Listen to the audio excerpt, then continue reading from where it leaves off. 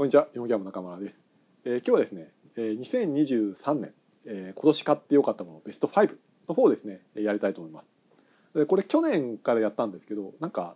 自分的にもなんかいろいろ振り返りになるというか、あれよかったなとか、なんかこの選ぶ工程もちょっと楽しくてですね、なんか今年もやってみようかなというふうに思っております。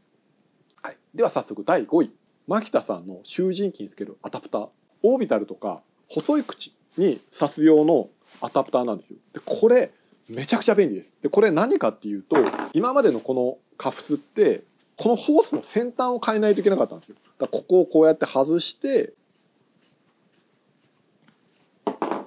で付け替えると。で接続しますっていう、これが必要だったんですよ。でも新しいですね、新しいというか、これ見つけたこれを使うとですね、この標準のカフスですね、丸のこにつけるやつ、これにパコって入るんですよ。だからこれをそのままこうやってさせるという。だこの先端を外さなくていいんですよ。めちゃくちゃ楽です。もうほんとこれいちいちねじって外すのめちゃくちゃめんどくさかったんですよね。だこれがこれで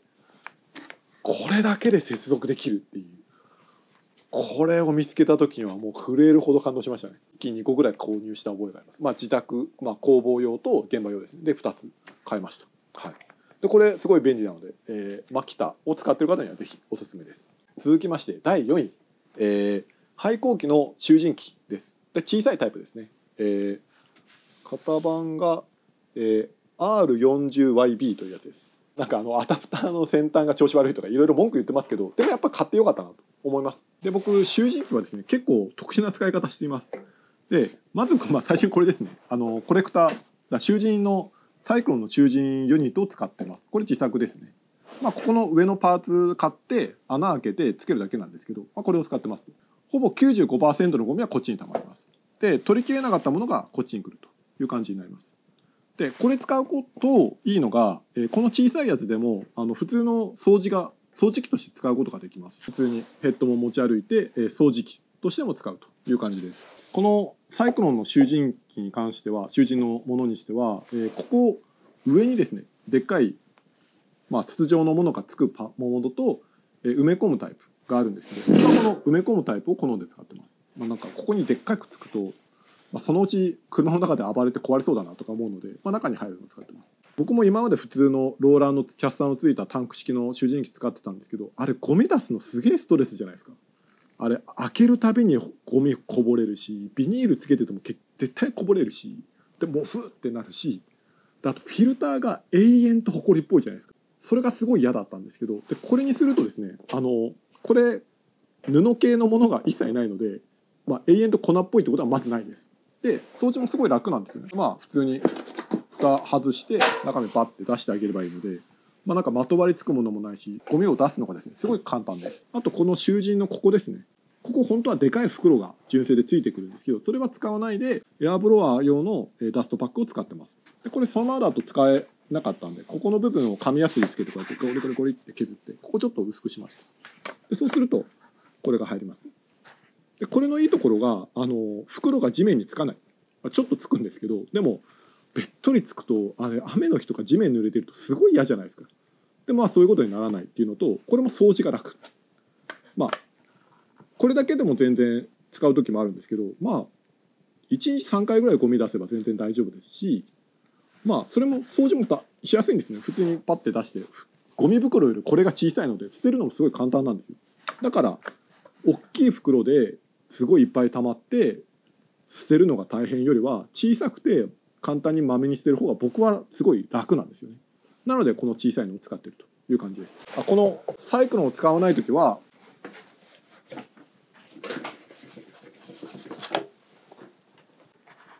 これ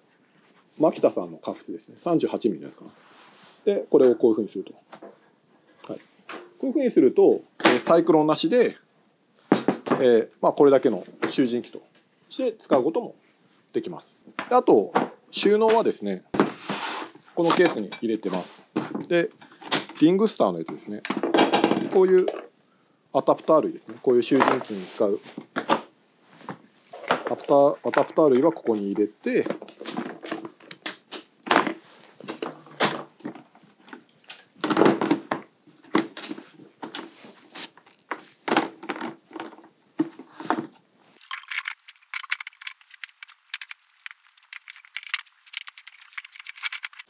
持ち歩くのはこういうふうに持ち歩いてる。だから両手で両手埋まっちゃいますけど、こういうふうに持ち運んでいるという感じですね。続きまして買ってよかったものベスト3、ベスト3はですね、アップルウォッチです。アップルウォッチのシリーズ9かな、9の GPS モデル、その仕事用としても買ってよかったなというふうに思ってます。でまずそもそも僕時計大好きなんですよ。で時計がないと生きていけないっていうか、壊れた時用の予備の時計で、あれがですね、出張先には持ってかないけど自宅には必ず予備の時計があると。だから時計ないともう何回もこうやってエアー時計をしてですね、時間を確認して時計ないみたいになるようなですね、もう本当時計ない暮らしはちょっと厳しいというか、ちょっとなんか本当落ち着かないんですよ。だから時計がまずそもそも大好きですと。今まではブラウンの時計、アナログ時計を使ってたんですけど、なんかやっぱここ 2,3 年やっぱスマホと時計の相性が悪いんですよね、アナログ時計の。だからお風呂とか行った時にロッカーの中で多分近くに置いちゃったせいかちょくちょく狂うんですよ。だからなんかこの時計してても時計が合ってるかどうか心配になってスマホの時間もチェックするみたいなことが結構多くて、なんかこれ時計として意味なくねえかみたいな風に思うようになってきてっていうのと、あとその知り合いが Apple Watch つけてて、いいなと思って、でそれで買ってみたという感じです。大工さんとして Apple Watch がいいっていうおすすめのポイントは2つあります。1つは転倒検知です。高いところから落ちたりとか転倒して倒れたって言った時に SOS で緊急通報してくれるという機能があります。これ僕たちその一人で作業してて、もしも倒れた時とか脚立から落ちた時とかっていう時に誰も来てくれないですよね。なんかふと仕事してて高いところ登って荷物とか下ろしてる時にこれ落ちてもなんか誰も発見してくれないよなって一瞬思う時あるんですよ。それを思うとこの転倒検知で、通報してくれるっていうのはやっぱちょっといいなと、これすごくいいんじゃないかなというふうに思っています。でそれが大工としておすすめのポイント1つ目ですね。もう1つはこれで電話が出れるんですよ。仕事中に腰袋して後ろのポケットに携帯入ってると電話かかってきた時すごい大変じゃないですか。もういちいちポケットから出して、でしかもなんかその時の服装によってはもう腰袋外してなんかスマホを出して電話出るみたいな感じになるじゃないですか。でしかもその時に営業の電話でなんか新電力に切り替えませんかみたいな、もうがっかりしますよね。だからすごい大変じゃないですか。でもそれがここで電話が出れるんですよ。でもちろんその LINE とかメールの通知もここで見れるんですけど、仕事中にそれは別に見る必要ないじゃないですか。休憩中に見ればいいと思うんで。でも電話ですよね。電話はやっぱりかかってきた時にここでパッて見れて、応答もできるっていうのは楽です。腰袋してる時出さなくていい。でスマホもなんかどっか遠くに置いてたら取りに行くのもまた大変じゃないですか。いちいち手止めて天井とかやってた時にわざわざ脚立から降りて電話出るっていう工程がいらない、ここでパッて見れるっていうのはいいですね。はい、ということで買ってよかったものベスト3は Apple Watch でした。続いて買ってよかったものベスト2はですね、バッテリーのフィニッシュです。やっぱり便利ですね。ホースがないのはマジで便利っていうのと、そのフィニッシュを使うためだけにプレッサー出すっていう時たまにあるじゃないですか。あれがなくなりましたね、これのおかげで。それとエアダスターのバッテリーのやつ去年買ったので、この2つがあることによってそのダスターのためとかフィニッシュのためだけにですね、わざとコンプレッサー車から下ろして、電源つけて、でまた後でエア抜いてっていう工程がなくなったっていうのはですね、すごいいいです。だからコンプレッサーの電話もだいぶ減ってきたなっていう感じがします。これなんか廃校機中心になってちゃう、廃校機のバッテリー使ってるんで廃校機中心になっちゃいますけど、そのマキタだと思って置き換えて考えてくださいね。だからバッテリーのフィニッシュ、これはやっぱ買っていいものだなと思います。最後に第1位 DBAT の耳栓です。これもおすすめの動画というか紹介している動画作ってるんですけども、もう耳栓本当に毎日つけてます。これ耳栓に慣れると、この耳栓しないで丸のこの落とすですら耳ちょっと痛いなっていうかうるさいなって思うようになります。気にすぎじゃないと思うかもしれないですけど、多分それ普通なんですよ。現場にいるとか職人さんって音に慣れすぎてて丸のこの音うるさいと思わないじゃないですか。でも一般の人、普通に暮らしてる人って丸のこの音とかインパクトの音めちゃくちゃうるさいと思うんですよ。だから本当に異常事態だと思うんですよね。でその Apple Watch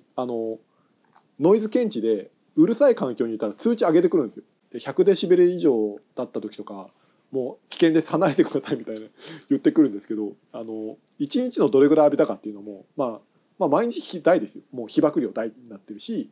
休憩してる時以外はだいたい100デシベルぐらいです。それぐらいのずっと騒音の環境にいるんだなっていうのはですね、まあ、よくわかります。だから本当に、まあ、だから100デシベル以上なんてもう通知してくるのがもう今すぐ離れてくださいみたいな、このノイズレベルはの許容範囲は1週間で20分ですみたいなそんなにっていうぐらいのことを言ってきますからね。いやだから本当に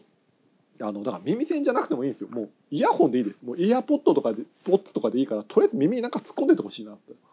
思います。だからその若い子とかがそのエアポッドしながら仕事してる人とか結構いるじゃないですか。あれをせめて否定しないであげてほしいんですよ。あれで耳は守られるはずなので、多少なりとも。だから、まあ、あれをせめて否定しないであげてほしいと。まあ、そういうのがですね一般的になるというか、耳栓しているのをなんか変なやつと思わないという、それが当たり前になるっていう世の中にですねなってほしいなと思います。はい、ということでですね、耳栓がもう本当になんかとりあえずみんなさ耳になんか突っ込みましょうというのを、強く推したいと思います。はい、ということで、2023年買っていいものベスト5でした。まあ、なんか2023年この YouTube もですね動画が100本を超えたんですね。100本なんだな、これもなんかいい節目だな、なんか作ろうかなと思ったけど結局何もできずに、終わったんですけど、100本も作った気がしないですよねなんか感覚的には50本ぐらいじゃないかなと思うんですけど、でもやっぱ数えるとっていうかやっぱ100本も作ってるんですね。いやなんかよく頑張ったなとも思うし、なんかねもう500本とか1000本とか作る方もやっぱりいらっしゃるわけじゃないですか。まあだからそう考えるとまあ少ないっちゃ少ないし、まあ相変わらずのマイペースな感じでこれからもですね、2024年ですかもですね、ゆっくりやっていきたいなと思っております。今年も1年お疲れ様でした。来年もまたよろしくお願いします。では失礼します。